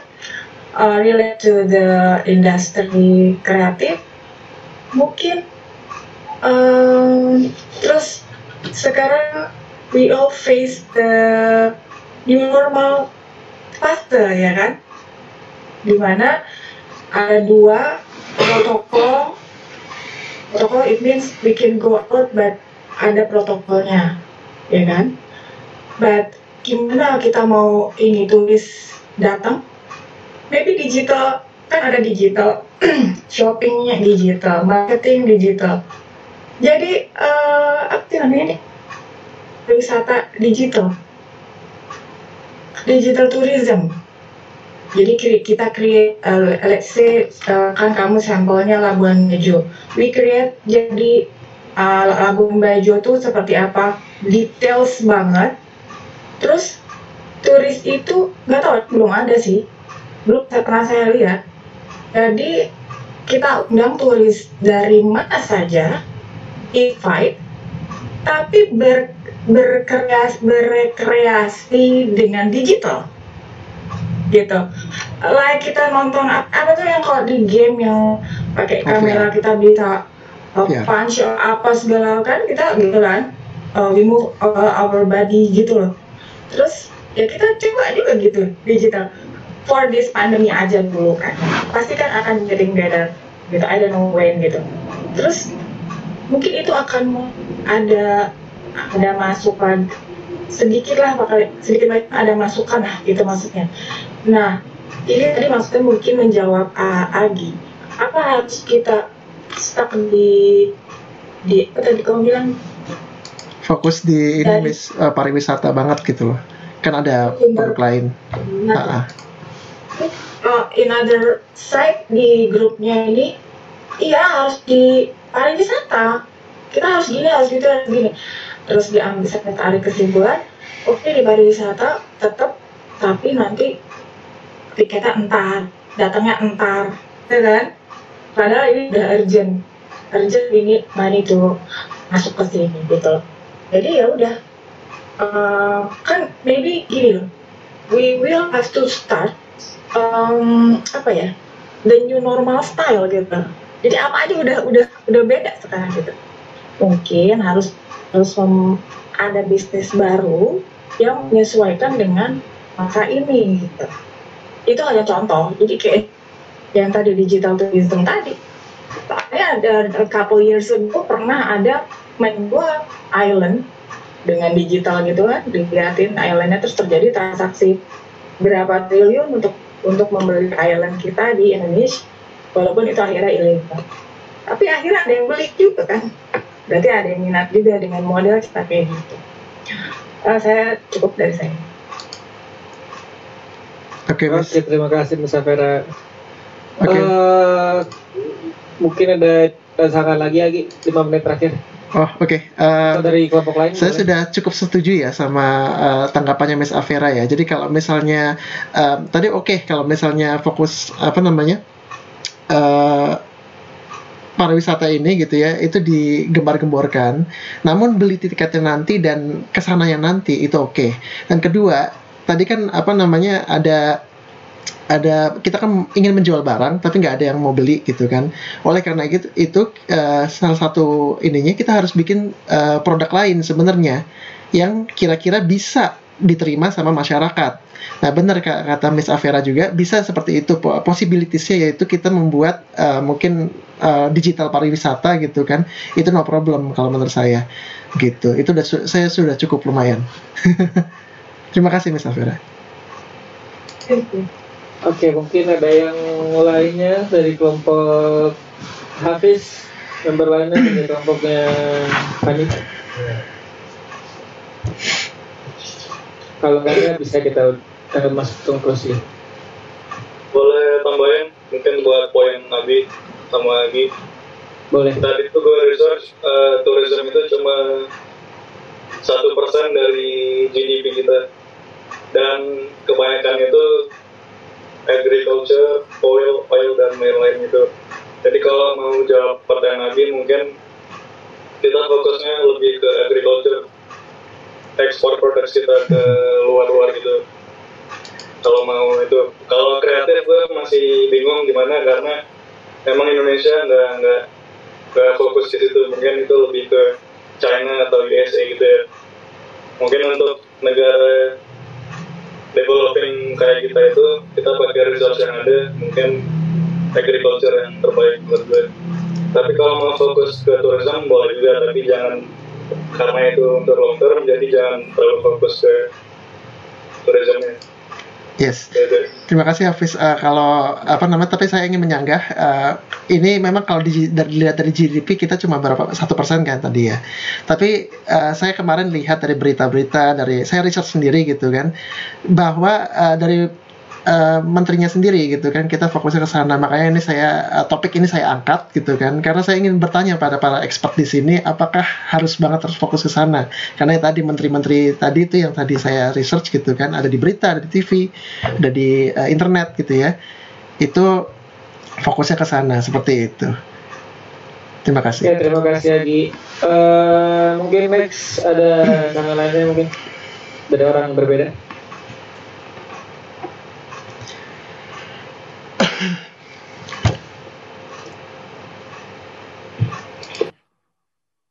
Masih punya waktu sekitar 7 menit.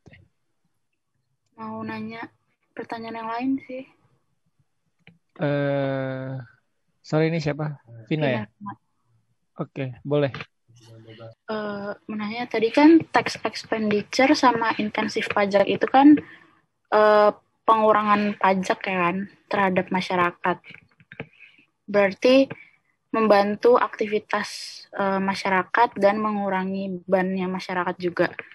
Tapi di satu sisi pendapatan negara menurun karena tadi adanya pengurangan pajak.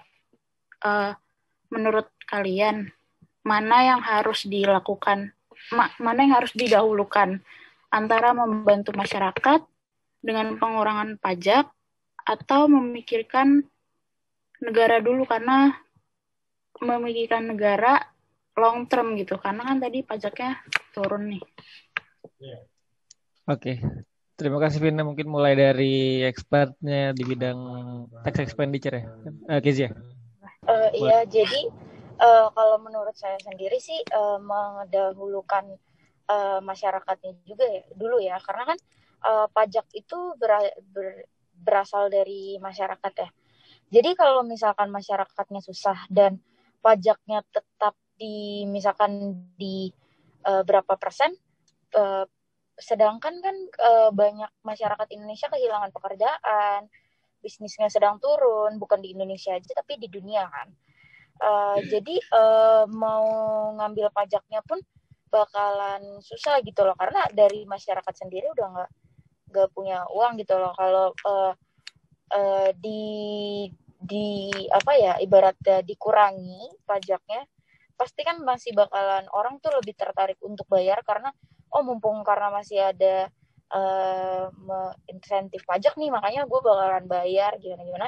Dan itu sebenarnya salah satu cara negara untuk membantu masyarakat, sebenarnya bisa menguntungkan untuk negara juga, karena ya terkumpul kan uangnya.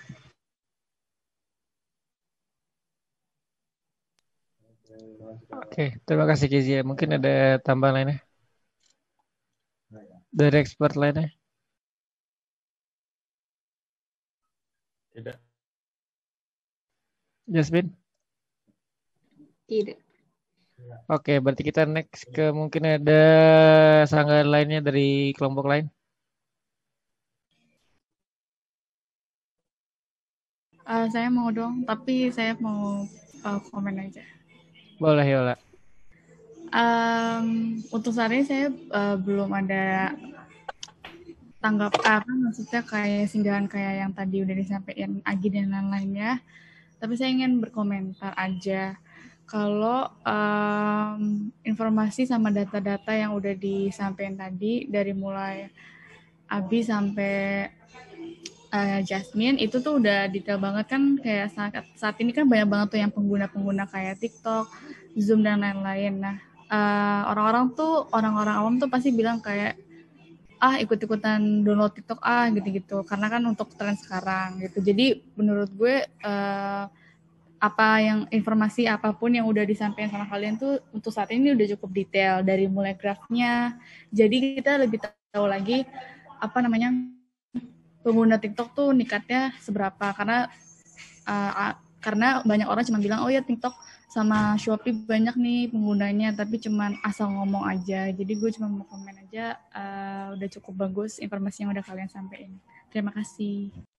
Oke, makasih Yola atas apresiasinya, sangat berharga. Mungkin ada dari kelompok lainnya? Saya mau nanya. Boleh.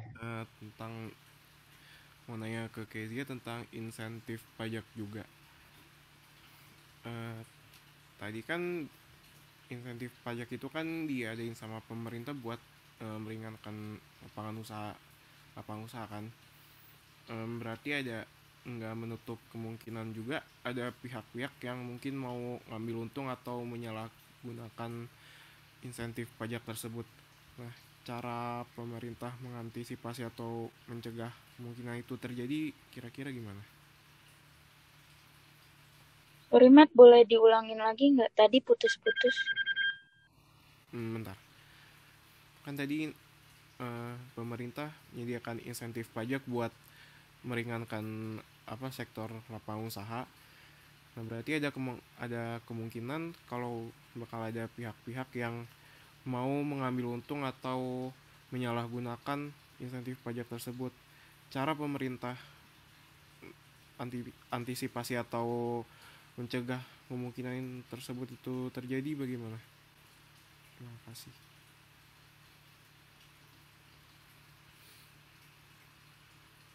Boleh Kezia.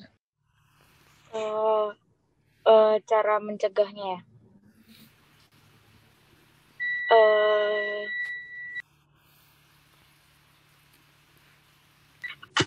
Jadi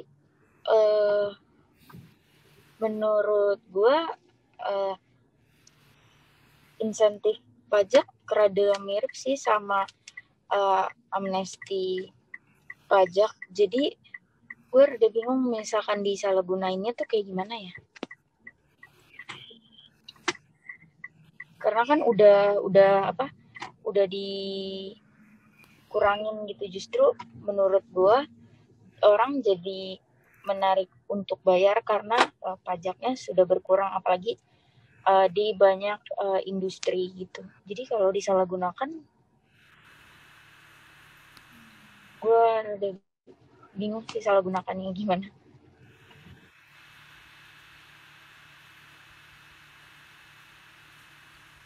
Mungkin dari Abi atau yang lain.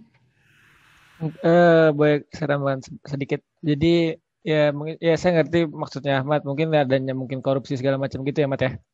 Ya, kurang lebih gitu. Dengan apa namanya itu keberadaan insentif pajak ini kan, mungkin jadi peluang. Memang kalau dibilang peluang pasti peluang, orang jahat pasti ada aja. Tapi pasti saya yakin pemerintah udah mempersiapkan protokol, prosedur pengkolekan pajak dan insentif-insentifnya sesuai dengan tujuan utama. Dan juga pasti pemerintah udah maintain atau kayak men-trace segala tax activities yang ada di bisnis-bisnis Indonesia, khususnya yang terkena insentif pajak gitu, maaf. Mungkin ada lain? Mungkin belum kelar, Mat. Bisa disanggah lagi. Udah sih, cuma itu aja. Oke, makasih, Mat.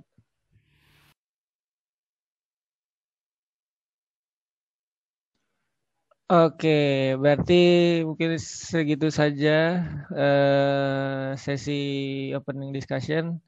Jadi sebagai konklusi saya bisa menyimpulkan kalau